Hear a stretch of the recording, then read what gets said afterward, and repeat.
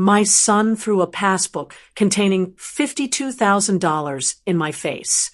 But what the bank manager found inside that account didn't just shock me.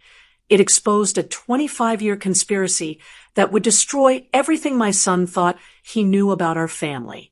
I still remember the weight of that passbook in my trembling hands as I stood in Marcus's luxury apartment. My son, my only child, the boy I'd sacrificed everything for. "Happy birthday, sweetheart," I whispered, extending the small blue booklet toward him. Marcus didn't even look up from his phone. Designer clothes, expensive watch, the kind of life I could never afford but worked myself to the bone to help him achieve. "Mom, seriously? What is this, 1985? He finally glanced at the passbook, and his face twisted with disgust. "A savings accounts. Are you kidding me right now?" My hands shook. "Marcus, if you just look inside, there's what, Mom?" He snatched it from my hands, flipped it open, then laughed. That cold, cruel laugh that sounded nothing like the boy I raised. $52,000? That's your big gift. I felt tears burning my eyes. "I've been saving since you were born. Every birthday, I need $300,000 for my business expansion.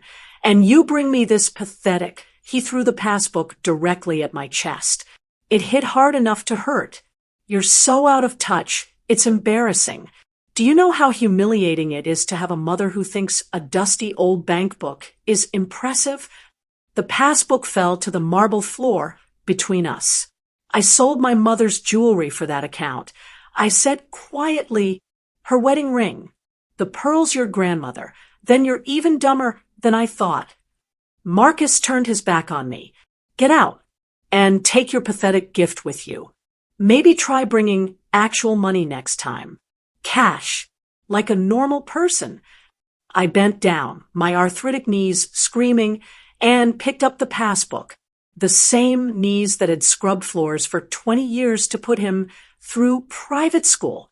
"You know what your problem is?" Marcus called as I reached the door. "You're stuck in the past, just like that worthless piece of paper." I didn't respond. Couldn't. The words were trapped behind the sob in my throat. 3 days later, I walked into First National Bank with one goal: withdraw every single penny and finally do something for myself. At 62 years old, maybe it was time to stop giving to people who didn't appreciate it. The bank was quiet that Tuesday morning. My appointment was with Mr. Richardson, the branch manager. I'd banked here for 35 years, and he'd always been kind. "Mrs. Harris, please have a seat." He smiled warmly as I sat down across from his desk. "What can I help you with today?" I slid the passbook across the desk, trying to keep my voice steady. "I want to close this account and withdraw everything." Mr. Richardson opened the passbook, and I watched his expression change. His smile faded. His eyebrows drew together. "Mrs. Harris, when did you open this account?" 30 years ago, right after Marcus was born." He stared at the screen, then back at the passbook, then at the screen again. His face had gone completely white. "Mrs. Harris, I need to ask you something very important." His voice dropped to almost a whisper. "Do you recognize all the deposits made into this account?" My stomach dropped. "What do you mean?" "There are monthly deposits of $1,000. Every single month. For the last 25 years. He turned the screen toward me. "Did you make these deposits?" I stared at the list of transactions. Pages and pages of them. $1,000. First of every month. Like clockwork. That's impossible. I never. "Mrs. Harris." Mr. Richardson's hand was shaking as he reached for his phone. "I need to call our fraud department, and possibly the police, who had been putting money into my account for 25 years. And why was the bank manager looking at me like I was sitting on a bomb about to explode? What Marcus threw away wasn't just money. It was evidence of a crime that would tear our family apart.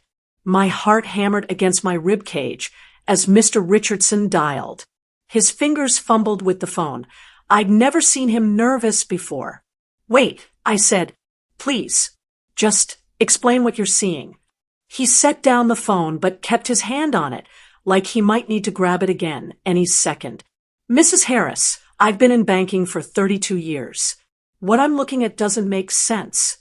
He turned the monitor so I could see it clearly.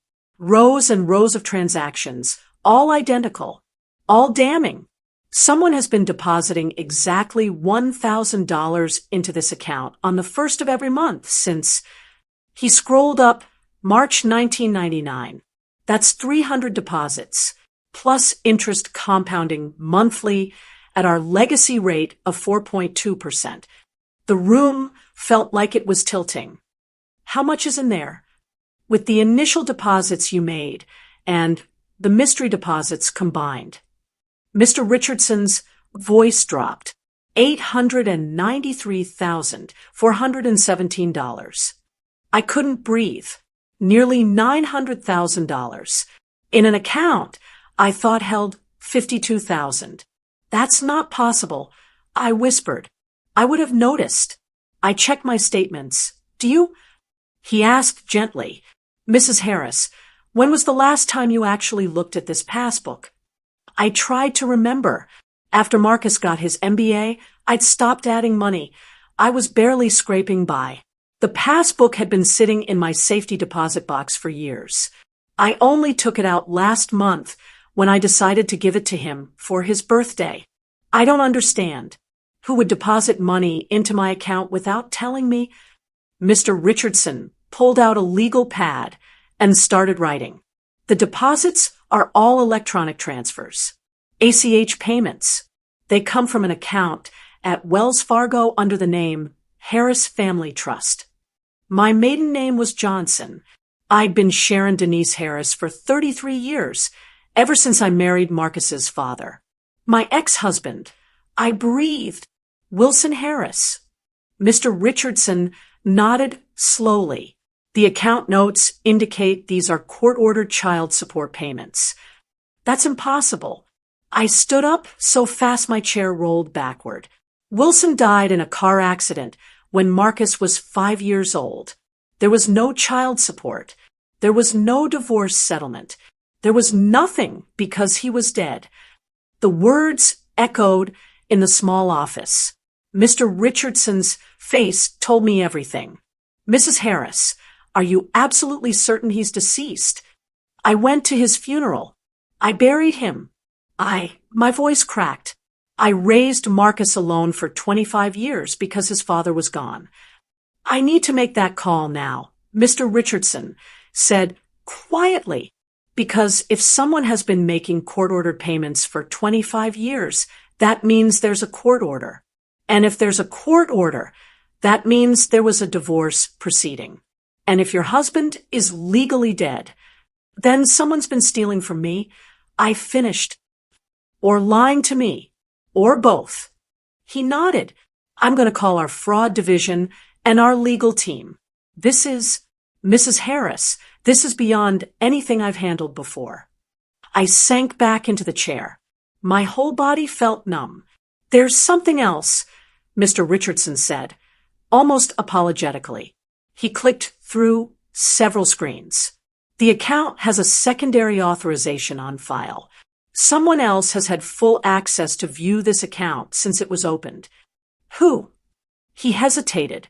A Mr. Gerald Hartley. Gerald, my divorce lawyer. The man who handled everything when Wilson died. The man who set up Marcus's trust fund, or what I thought was a small trust fund from Wilson's life insurance. Gerald has had access to this account for 30 years. My voice sounded strange, distant. Full access. He could see every transaction, every balance, every statement. But according to our records, he never withdrew anything. He only observed. While nearly $900,000 piled up in an account I didn't know existed. While I worked double shifts as a home health aide. While I sold my mother's jewelry to scrape together money for Marcus's college while I ate ramen for dinner so I could pay Marcus's apartment deposit. Gerald had been watching. That man has known about this money for 25 years and never said a word. My son threw this passbook in my face and called me pathetic. I stood up and my hands weren't shaking anymore. Gerald Hartley is going to tell me why. Today, Gerald Hartley's law office was in the old commercial district, sandwiched between a pawn shop and a tax preparation service. Not exactly the prestigious address I'd imagined for a man sitting on my nearly $900,000 secret. The receptionist looked about 25, chewing gum with an expression of profound boredom. "Do you have an appointment?" "No, but tell Gerald that Sharon Denise Harris is here. Tell him it's about the account he's been monitoring for 25 years. Her eyes widened slightly. She picked up the phone, whispered something, then looked at me with new interest. "He'll see you now. Second door, on the left." Gerald's office smelled like old books and cheaper cologne. He stood when I entered, still tall, still thin, but the confident swagger I remembered from 1998 was gone. He looked like a man who'd been caught. "Sharon, this is unexpected." "Is it?" I closed the door behind me. "I just came from First National Bank. Mr. Richardson showed me some very interesting account activity." Gerald's Adam's apple bobbed as he swallowed. "Please sit down. Let me explain. You have been watching nearly $900,000 accumulate in my account while I've been living paycheck to paycheck." I didn't sit. "Start talking. Now." He sank into his chair like a deflating balloon. "How did you find out?" "My son threw the passbook in the trash. Called it worthless. So I went to close the account." I leaned forward on his desk. Imagine my surprise when the bank manager told me I'm almost a millionaire. "Now explain." Every word. Or I'm walking straight to the police. Gerald ran his hands through his thinning hair. "Wilson isn't dead." The words hung in the air between us. Even though I'd suspected, hearing it out loud felt like being punched. "Explain." "The car accident was real," Gerald said quickly, "but Wilson survived. He was badly injured, burns, broken bones. He was in the hospital for months. I went to his funeral." I whispered. "Closed casket." His brother Carter arranged everything. "Sharon, you have to understand, Wilson didn't want you to know he survived." "Why?" Gerald looked away. "Because he'd been having an affair. The woman was in the car with him. She was pregnant." The room spun. I gripped the edge of his desk. "Wilson decided it was easier to let you think he was dead than to face divorce proceedings and child support. His family helped him fake the death certificate. I found out 6 months later when the court order came through." "Court order?" "Wilson's mistress sued him for child support for their daughter. During the proceedings, it came out that he was still legally married to you with a dependent child. The judge ordered him to pay child support for Marcus too. $1,000 a month, backdated to the accident. I couldn't speak, couldn't move. And you agreed?" My voice was venomous. "You let me struggle for 25 years while you watched that money pile up." "Wilson paid me," Gerald shouted, then seemed to catch himself. "He paid me $50,000 to manage the account and make sure you never found out. He said when Marcus turned 18, I could close it and give you the money. But then Marcus went to college, and Wilson said wait until he graduates. Then Marcus needed help starting his business, and Wilson said wait until he's established. There was always another excuse. Where's Wilson now? I don't know. He stopped returning my calls about 5 years ago. The payments kept coming automatically from the trust, but Wilson disappeared. The trust? Harris Family Trust. Wilson's mother set it up to make the payments on his behalf. She died 3 years ago. The trust is still active, still making payments from Wilson's inheritance. I felt dizzy with rage. His mother knew. His whole family knew he was alive. Gerald nodded miserably. They all knew. The funeral was their idea. They thought it would be easier for everyone. Easier, I repeated. I was 29 years old. I had a 5-year-old son. No job skills. No family support. I worked 3 jobs for the first 2 years just to keep us fed. I know. I'm sorry. I wanted to tell you so many times, but $50,000 was more important than doing the right thing. Gerald flinched. Does Marcus know? I asked. Did Wilson ever try to contact him? Not that I'm aware of. As far as I know, Wilson built a whole new life with his other family. He has 3 more kids now. Or had. Like I said, I haven't heard from him in years. 3 more kids. Wilson had 3 more children while I raised Marcus alone. While Marcus grew up thinking his father was dead. While Marcus grew into a man who threw passbooks in his mother's face. I need everything. I said, every document, every communication, every piece of evidence that proves Wilson is alive and that you've been hiding this from me. Gerald's face went pale. Sharon, if this comes out, I'll be disbarred. I could face criminal charges for I don't care. Each word was a hammer. You have 24 hours to send me everything, or I'm going to the State Bar Association and the police. Your choice. I sat in my small apartment that night, surrounded by the documents Gerald had hastily sent. Birth certificates, court orders, bank statements, photos of Wilson, alive, healthy, smiling, with a woman and 3 children who looked just like Marcus. Half-siblings Marcus didn't know existed. A father who chose to play dead rather than face his responsibilities. An inheritance that should have changed our lives 25 years ago. My phone buzzed. Marcus. Again. He'd been calling all day, ever since his cousin mentioned seeing me at the bank looking upset. Probably worried I was dying and he'd lose his meal ticket. I let it go to voicemail, but I couldn't avoid him forever. And honestly, I didn't want to. Marcus needed to know the truth about his father, about the money, about the man he'd become. I texted him, come to my apartment tomorrow, 10 a.m. Don't be late. We need to talk.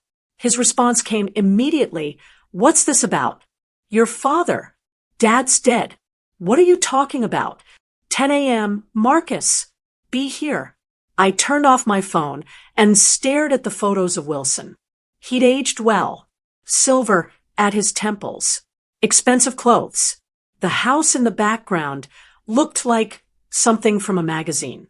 He'd lived like a king while I counted pennies. And he'd let me.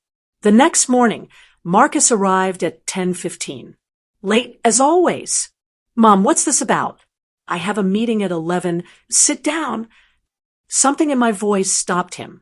He sat on my worn couch, looking around my tiny apartment with that familiar expression of disdain, like he was ashamed of where he came from. I placed the first document on the coffee table. Your father isn't dead. Marcus laughed. What? Mom, are you feeling okay? Did you hit your head? Or Wilson Harris is alive. He faked his death 29 years ago. He's been living in California with his mistress and their 3 children, your half-siblings, while I raised you alone. The laughter died on Marcus's face. That's insane. We buried him. I remember the funeral, closed casket, empty. His family helped him fake the death certificate.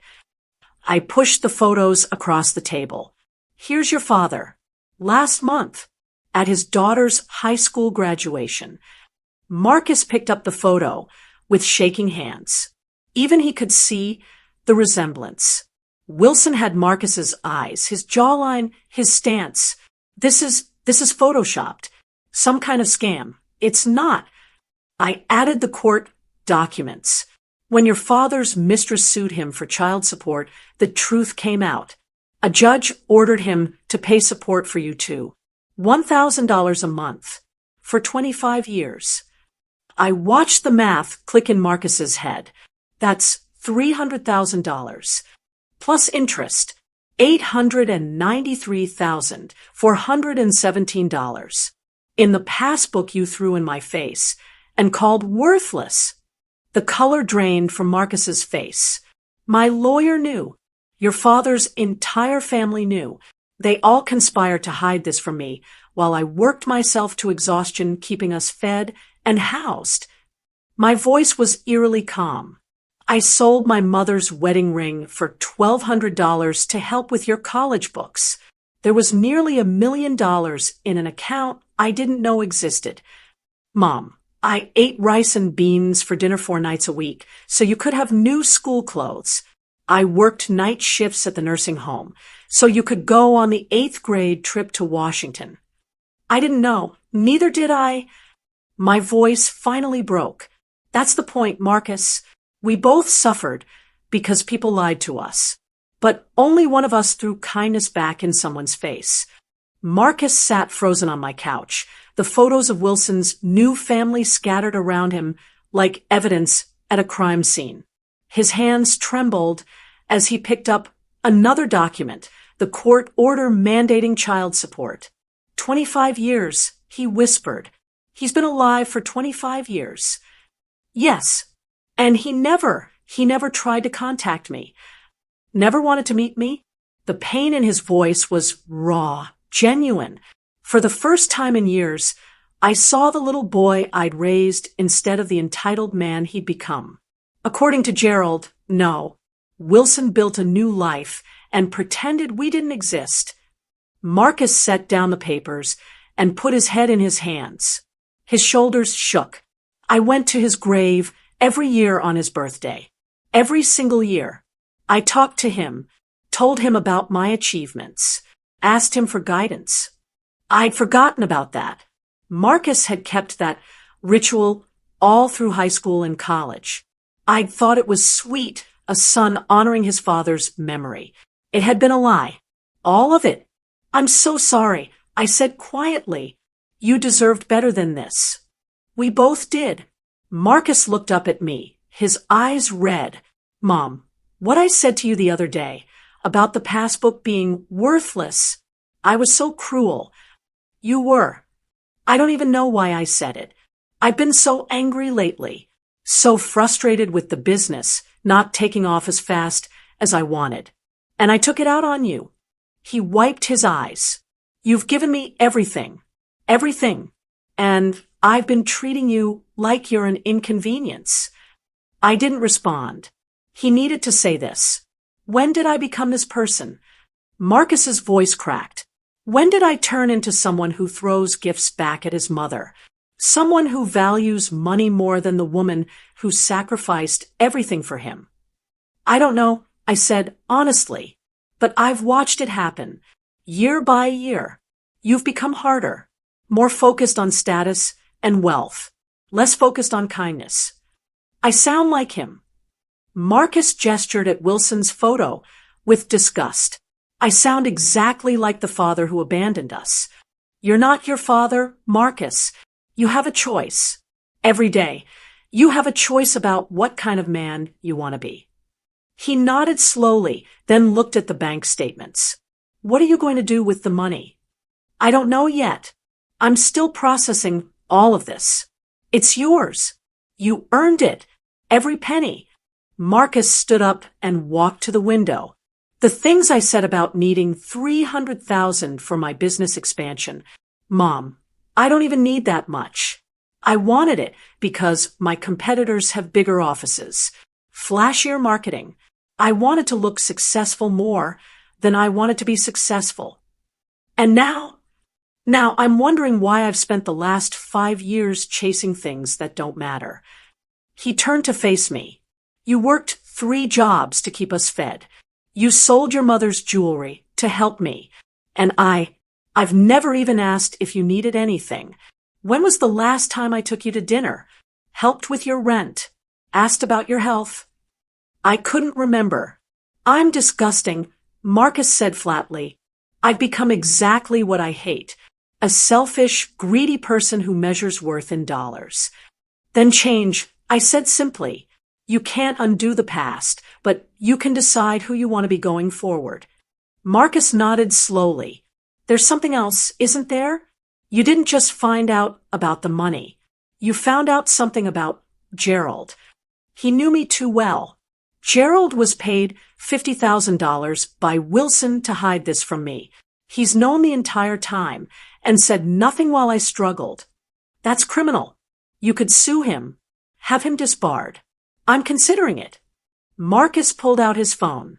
"I know a lawyer who specializes in legal malpractice. He owes me a favor. Let me make a call." "Marcus, please, Mom. Let me help you. Let me do something right for once." His eyes pleaded with me. "I need to do this. I need to be the son you deserve instead of the one I've been." I nodded, and Marcus stepped into the hallway to make the call. I sat alone with Wilson's photos.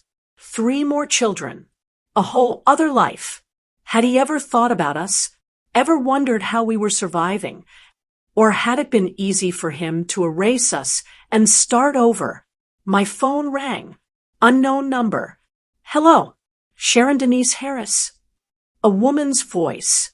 Nervous. My name is Diana Harris. I'm Wilson's wife." My blood turned to ice. I stepped into the hallway, where Marcus was still on the phone with his lawyer friend. I held up one finger, wait, and walked to my bedroom, closing the door. "How did you get this number?" My voice was steady, but my heart was racing. "Gerald Hartley gave it to me."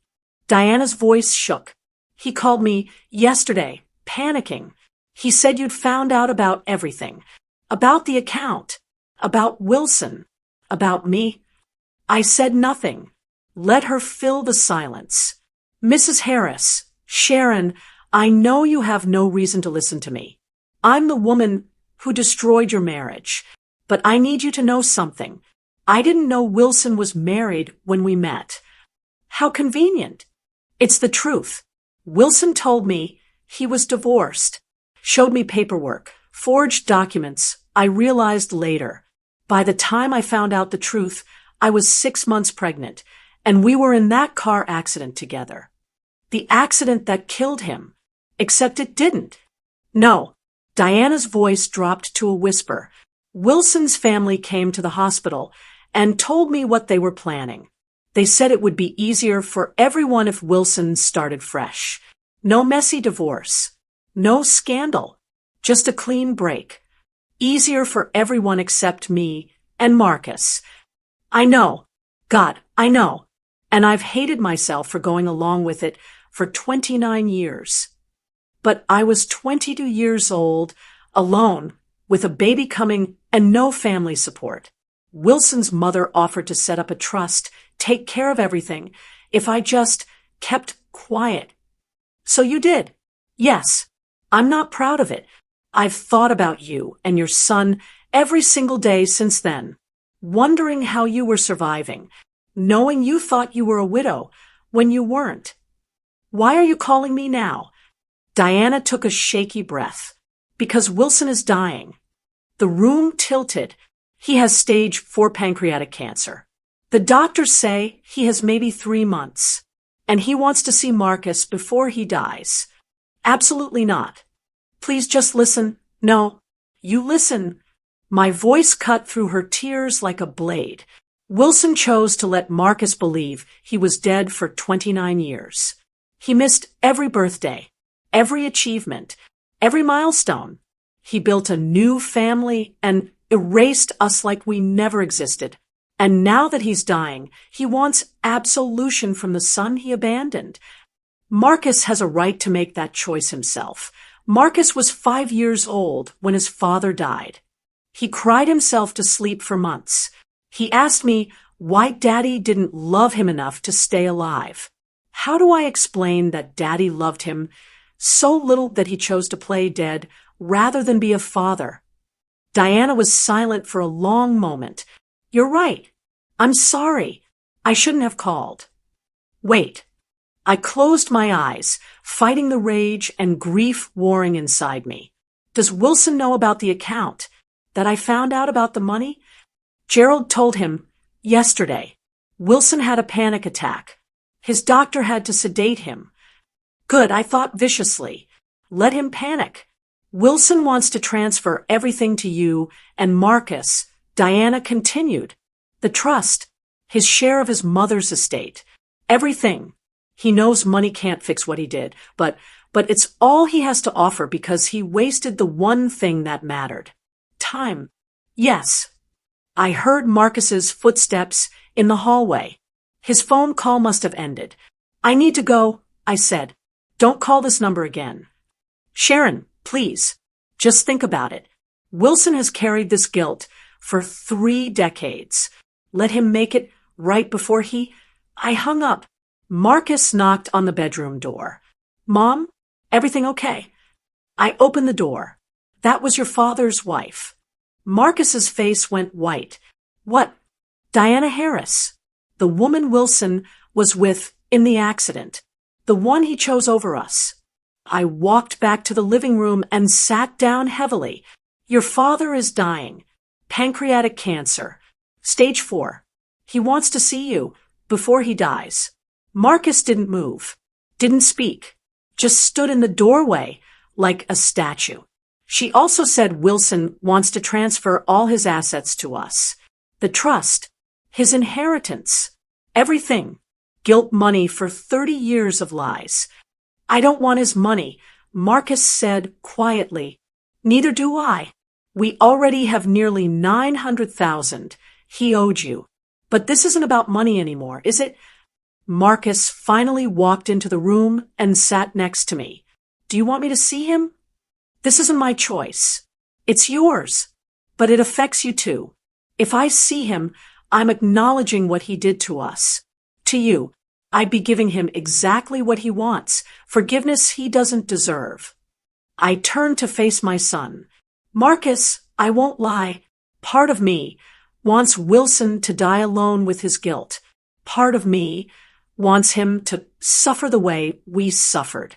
But a bigger part of me knows that you're not me. Your relationship with your father, or lack of one, is separate from mine. He's not my father. A father doesn't abandon his kid and play dead for 3 decades. No, he doesn't. But he's still the man whose DNA you carry. The man you mourned. The man you visited at his fake grave every year. I took Marcus's hand. If you want closure, if you want answers, if you want to look him in the eye and tell him exactly what his choices did to you, that's valid. And if you want nothing to do with him, that's valid too. Marcus stared at our joined hands. What would you do? Honestly, I don't know. I'd want to scream at him, ask him how he could do this to his own child. But I'd also want to understand. Was he a coward, a sociopath, or just a broken person who made terrible choices and couldn't find his way back? Does it matter? The result is the same. Maybe not. Maybe understanding doesn't change anything, but maybe it gives you peace. I squeezed his hand. Or maybe confronting him gives you peace. Or maybe walking away gives you peace.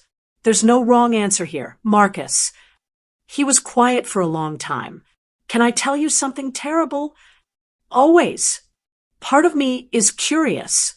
I want to see what kind of man abandons his family. I want to see if I look like him, act like him. I want to know if the worst parts of me, the selfish, greedy parts, came from his DNA or my choices.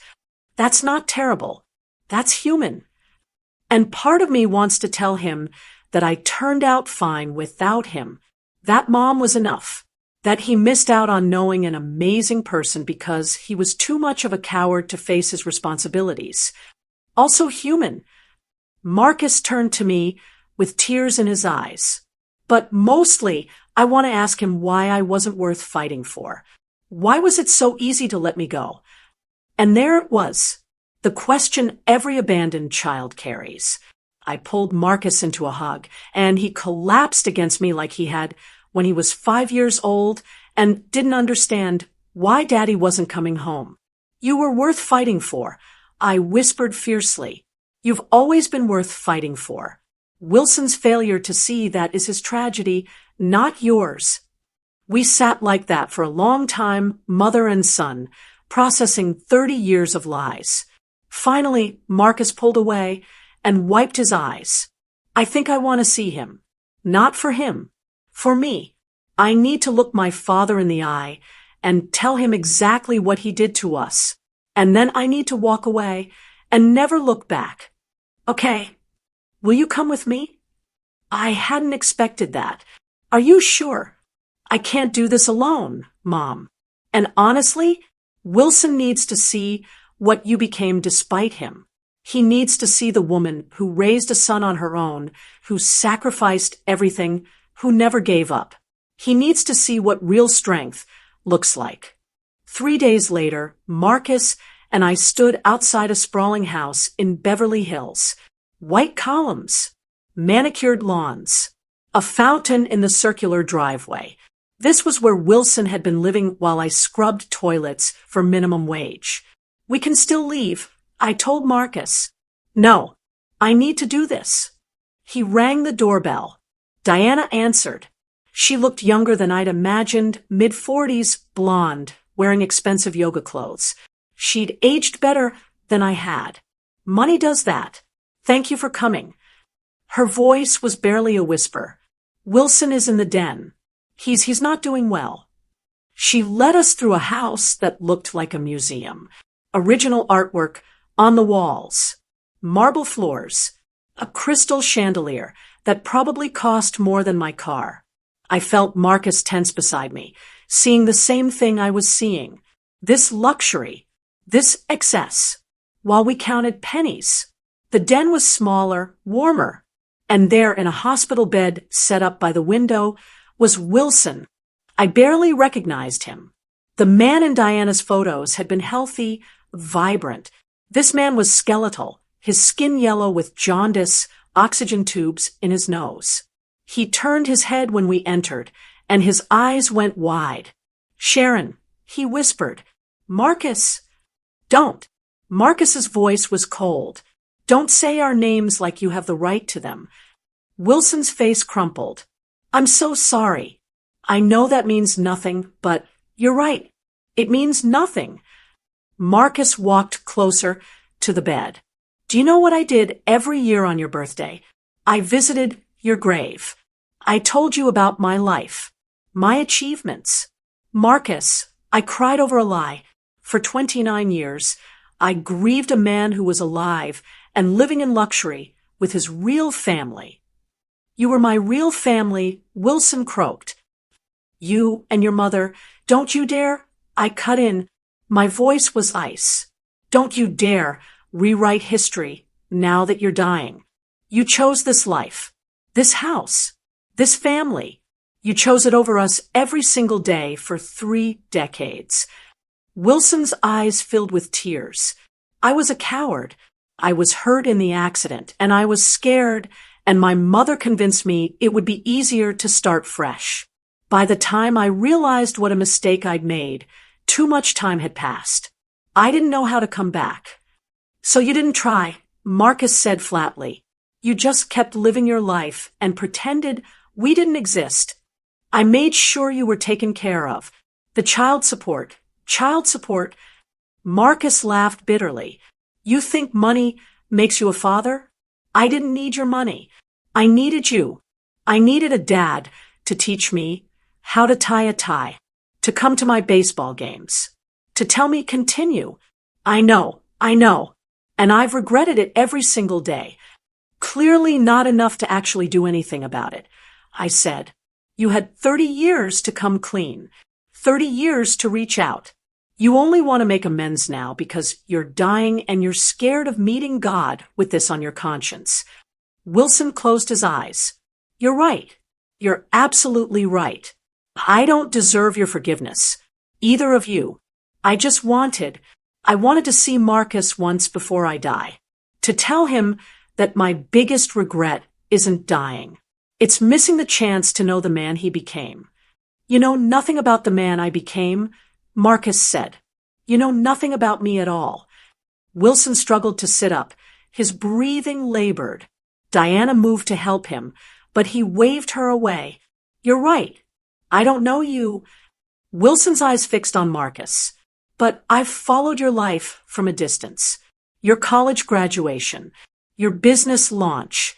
I've seen the man you've become, and I'm so proud. Don't, Marcus said sharply. You don't get to be proud. You had nothing to do with who I am. Mom did this. She raised me. She sacrificed for me. She made me who I am. You were just the sperm donor. The words hit Wilson like physical blows. He winced, tears rolling down his hollow cheeks. Tell me something, I said, stepping forward. Did you ever think about us? On Christmas morning, when you were opening gifts with your other children, did you wonder what Marcus was doing? On his birthday, did you remember you had a son turning another year older? Wilson's silence was answer enough. You didn't, I continued. You compartmentalized us, boxed us up and put us away so you could enjoy your new life guilt-free. That's not true, Wilson whispered.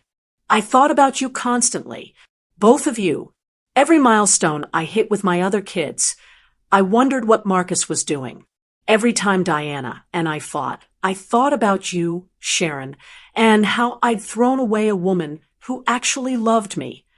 Pretty words from a dying man, Marcus said. But words are all you have. You didn't show up. You didn't call. You didn't fight for us. You just paid money into an account and pretended that was enough. Gerald told me you were doing fine, Wilson said desperately. He said Sharon was working, that you were in good schools, that you didn't need me complicating things. Gerald was paid $50,000 to tell you what you wanted to hear. I interrupted. I worked 3 jobs for the first 2 years. Marcus wore second-hand clothes until he was 12. We ate rice and beans 4 nights a week. I sold my mother's wedding ring to help pay for college textbooks. Does that sound fine to you? Wilson's face went ashen. I didn't know. I swear I didn't know it was that hard. Because you didn't want to know, Marcus said. You wanted Gerald to tell you everything was perfect so you could sleep at night. A coughing fit seized Wilson. Diana rushed over with water, helping him drink. When he finally caught his breath, he looked diminished, broken. What do you want from me? He asked hoarsely. I can't undo the past. I can't give back the years I stole. All I can do is make sure you're both taken care of financially. The trust, my estate, it's all being transferred to you and Marcus. We don't want it, Marcus and I said in unison. Wilson looked stunned. But it's millions. The house, the investments, my mother's inheritance.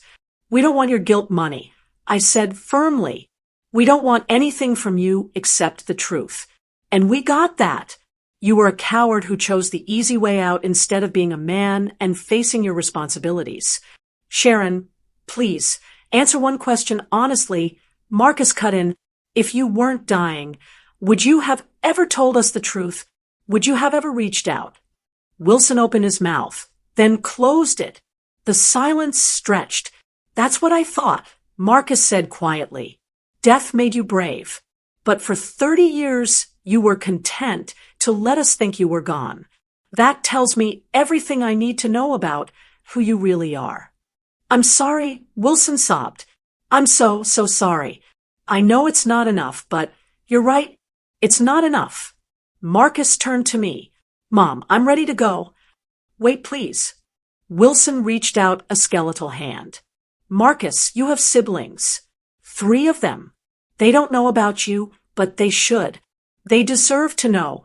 They have a brother. Marcus froze. You didn't tell them either. I was going to. After I'm gone, Diana has letters for each of them explaining everything. I wanted to protect them while I was alive.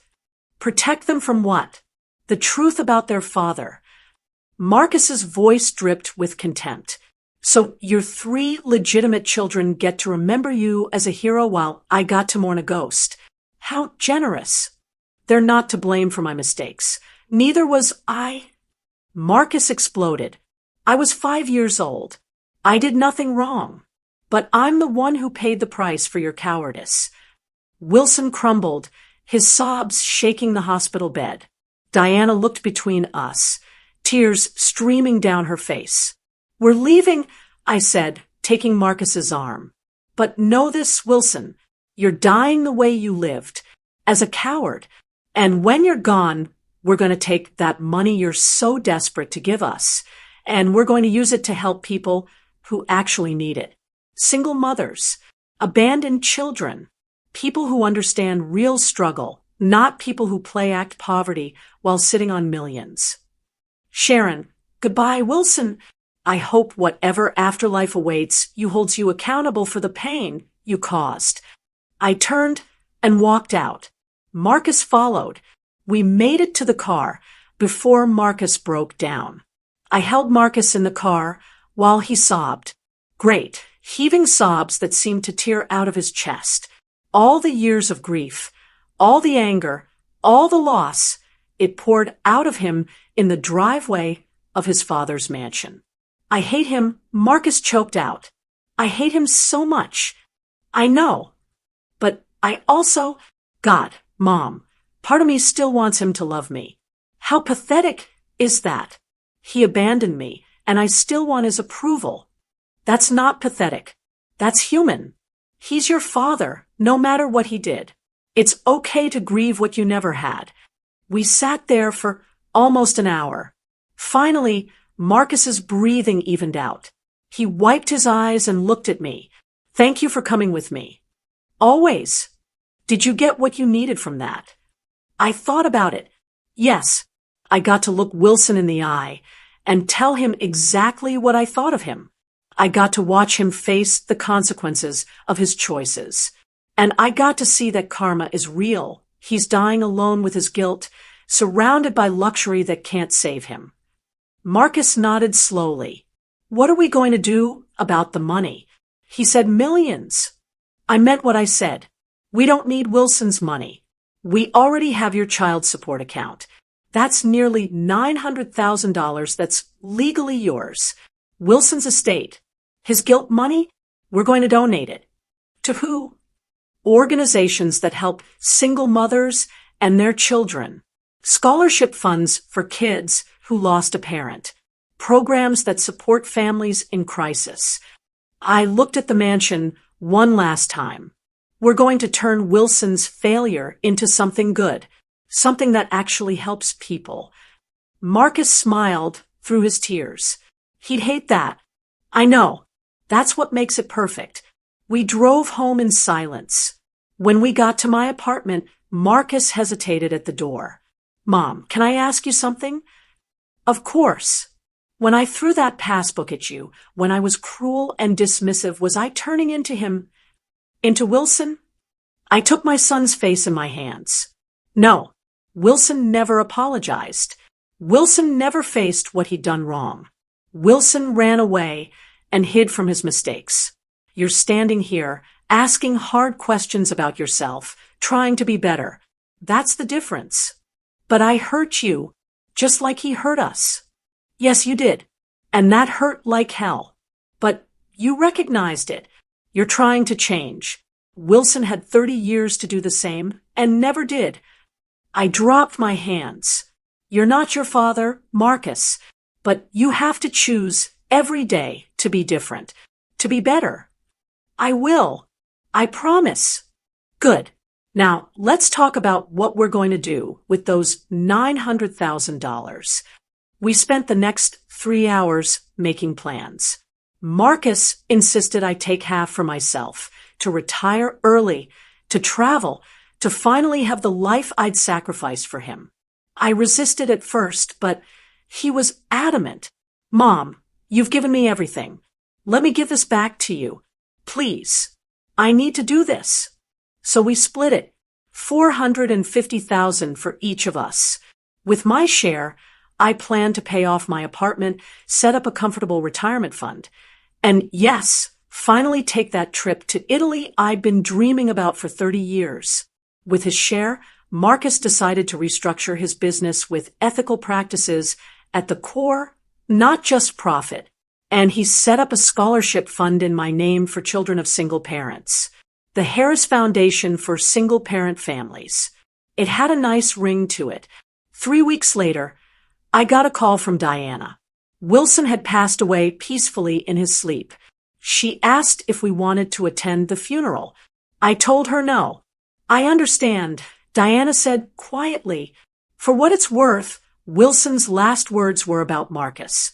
He said, "Tell him I'm sorry. Tell him he was worth fighting for." I agreed. Wilson just figured it out 30 years too late. After I hung up, I felt nothing. No grief. No anger. Just a quiet acceptance that some people never change, and some wounds never fully heal. But some wounds can be transformed into something beautiful. 2 months after Wilson's death, a package arrived at my apartment. Thick manila envelope, certified mail, return address from a law firm in Beverly Hills. Marcus was over for our weekly dinner. We'd started a tradition. Every Sunday, he came over and we cooked together. His way of making up for lost time. "What's that?" he asked, setting down the vegetables he was chopping. "Not sure." I opened the envelope carefully. Inside were 2 letters.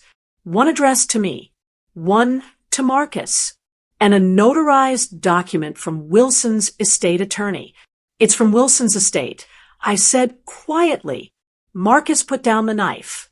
"Do we want to read them?" "I don't know. Do we?" We stared at the letters like they might explode. Finally, Marcus picked up the one with his name. "I'll read mine if you read yours. Together." I nodded and picked up my letter. The handwriting was shaky. Wilson must have written it near the end. "Dear Sharon, I don't expect you to forgive me. I don't deserve forgiveness. But I need you to know some things before I'm gone. When I woke up in the hospital after the accident, I was in agony.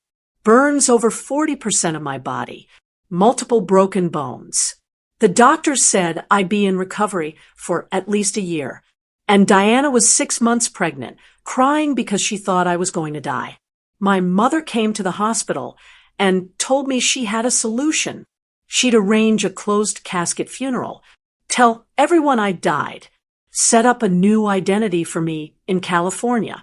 She said it would be easier than facing a messy divorce and 2 families fighting over medical bills and custody.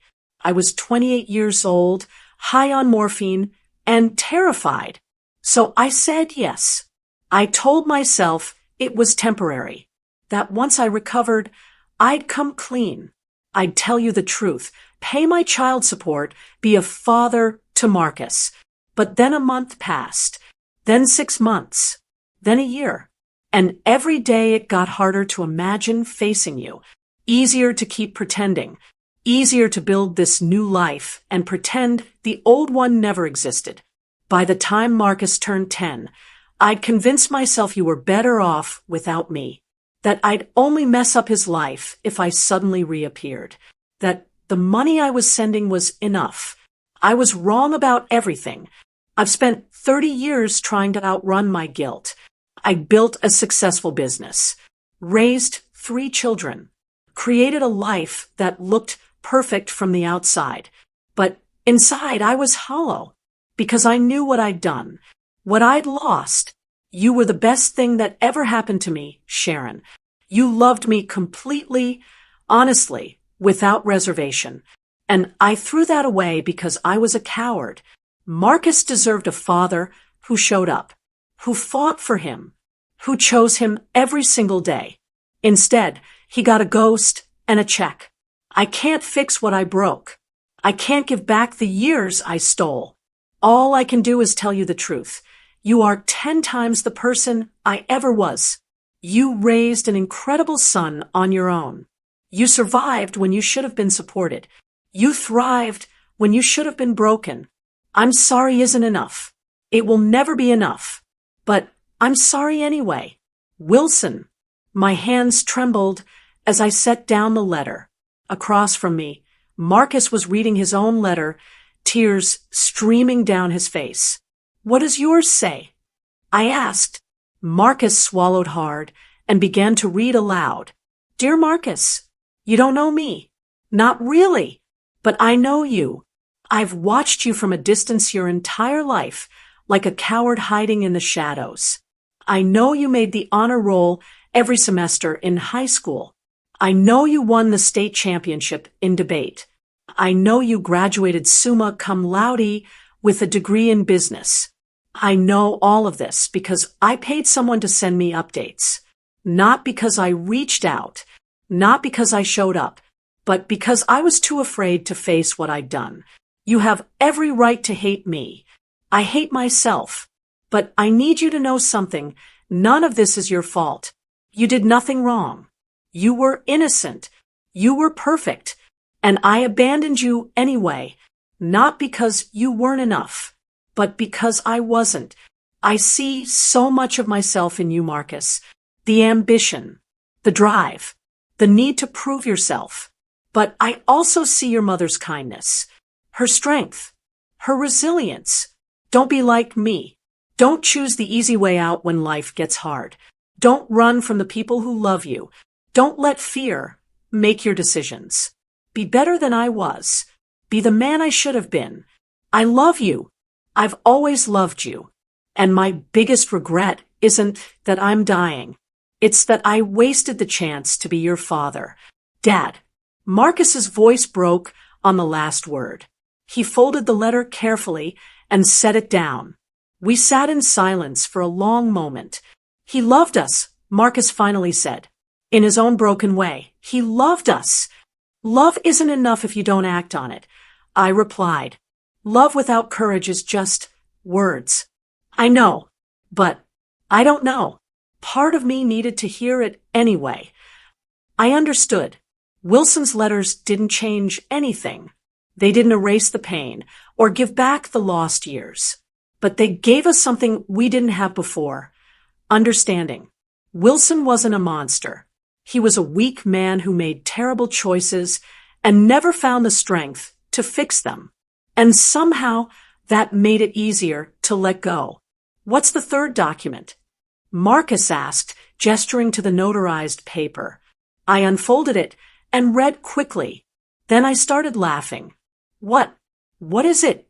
Wilson left his entire estate to us. The house, the investments, his business, everything, and he set up a trust that can only be used for charitable purposes. We can't keep any of it. We can only donate it. How much?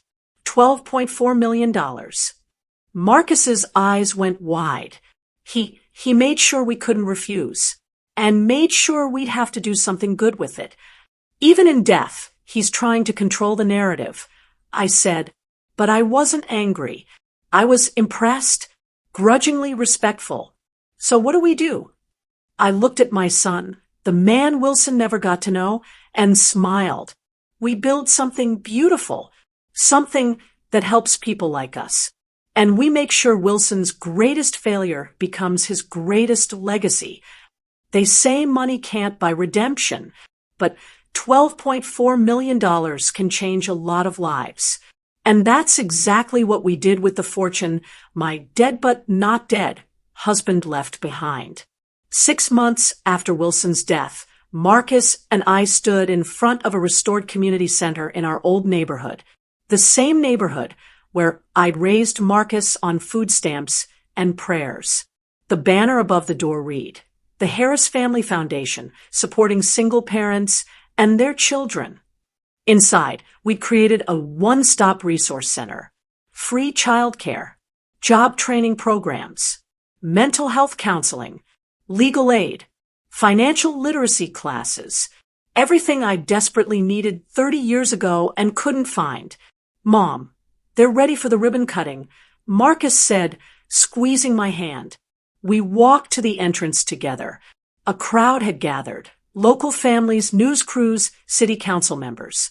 Even Diana was there with Wilson's 3 other children. Marcus had reached out to them after Wilson's funeral. They'd been shocked to learn about us. but they'd welcomed Marcus with open arms. It turned out they'd all felt the same complicated grief about Wilson, loving a flawed man who'd hurt so many people. Now Wilson's daughter, Sophia, stepped forward with the scissors. "I know my father wasn't perfect," she said into the microphone. "He made terrible mistakes. He hurt people he should have protected. But his final act was making sure his failures could help others. So this foundation isn't about honoring him. It's about making sure no other family has to struggle the way the Harris family struggled." She cut the ribbon, and the crowd applauded. Inside the center, I met a young woman named Jessica. She was 26 with a 3-year-old daughter and no family support. Her boyfriend had left when she got pregnant, just like Wilson had abandoned us. "This place is a miracle," Jessica told me, tears in her eyes. I was about to lose my apartment, but the foundation helped me get emergency rent assistance, and now I'm enrolled in the medical billing training program. In 6 months, I'll have a career. My daughter will be okay. I hugged her tightly. "You're going to do great things. You're already an amazing mother." After she walked away, Marcus appeared at my elbow. "You know what the best part is?" "What?" "Wilson spent 30 years running from his responsibilities. Now his money is helping thousands of people face theirs. He's helping single mothers the way he should have helped you. He's supporting children the way he should have supported me." Poetic justice. I agreed. And we get to see it every day. Every family we help. Every kid who gets a scholarship. Every mother who doesn't have to choose between rent and food. Marcus put his arm around my shoulders. We turned his failure into something beautiful. I looked around the center, at the children playing in the safe, clean playroom, at the mothers attending job skills workshops, at the counselors providing mental health support, at the lawyers offering free legal aid. This was Wilson's legacy now. Not the lies, not the abandonment, but this. You know what I realized? I said to Marcus, "Wilson gave me 2 gifts. The first was you. The second was this, the chance to make sure his mistakes help others avoid the same pain. Do you forgive him?" I thought about it, really thought about it. "No," I said honestly. Forgiveness isn't about pretending it didn't hurt. It's not about excusing what he did. Wilson stole 30 years from us. He let us struggle when he could have helped. He chose comfort over courage every single day. But I'm not angry anymore. I'm grateful, not for what he did, but for what it taught me. Strength, resilience, the power of showing up even when it's hard.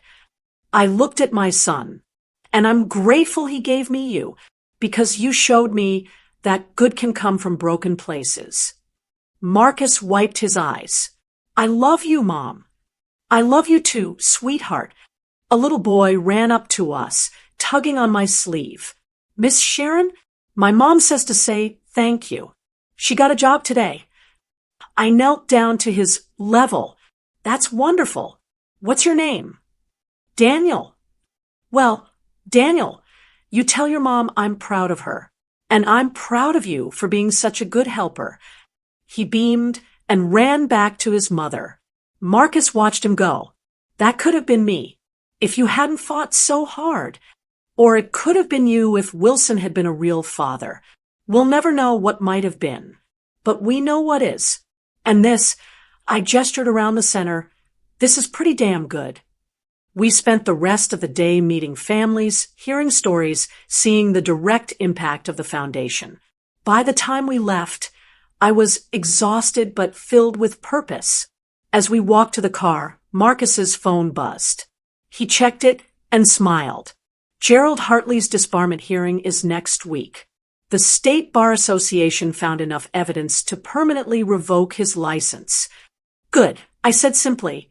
Do you want to go? Give a victim impact statement. I shook my head. No, I don't need to. Gerald will have to live with what he did. That's punishment enough. I'm done looking backward. We drove home through the city I'd struggled in for so long. But it looked different now. Brighter somehow. When we got to my apartment, the same tiny apartment I'd lived in for 20 years, Marcus hesitated. Mom, can I ask you something? Always. Why didn't you use your half of the child support money to move somewhere nicer? You could afford a house now. A car. You're still living like you did when we were broke. I looked up at my building because I don't need more. I have enough. And what I do need, purpose, meaning love, can't be bought. I smiled at him. Besides, I'm saving most of it for retirement and for emergencies. And maybe for that trip to Italy I keep putting off. You're going to Italy? This fall.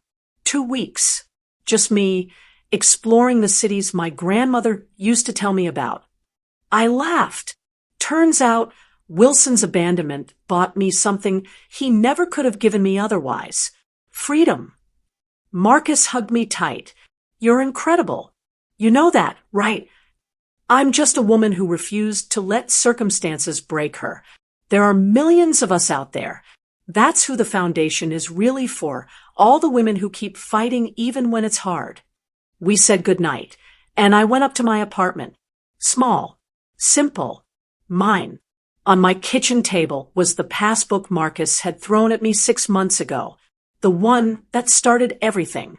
I picked it up and ran my fingers over the worn cover. This little book had held so many secrets, so much pain, so much potential. But now it was just a reminder that sometimes the things we think are worthless turn out to be priceless, not because of what's inside them, but because of what they set in motion. If this story moved you, share it. Share it with single mothers who are struggling. Share it with children who feel abandoned. Share it with anyone who thinks their circumstances define their worth. Because here's the truth Wilson learned too late. Your value isn't determined by who stays or who leaves. It's determined by who you choose to be when everything falls apart. And sometimes the greatest revenge isn't getting even, it's building something beautiful from the broken pieces and helping others do the same. That's real legacy. That's real power. And that's something no one can ever take away from you.